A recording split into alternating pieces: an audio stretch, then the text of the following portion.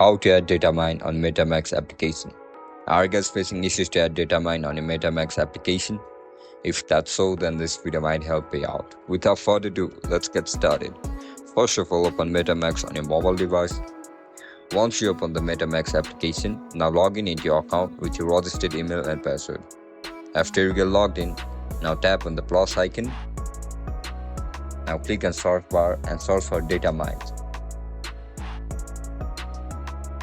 In order to add Datamine on your MetaMask application, just check this box.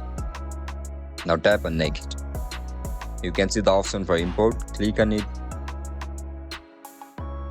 As soon as you hit the import button, Datamine will be added on your MetaMask application. And that's it, guys. That's how you're gonna add Datamine on MetaMask application. If you guys found this video helpful, don't forget to like, share and subscribe to our channel. And if you guys have any issues regarding MetaMask, make sure to comment down below so that I can help you out. I'll catch you up in the next one. Bye bye.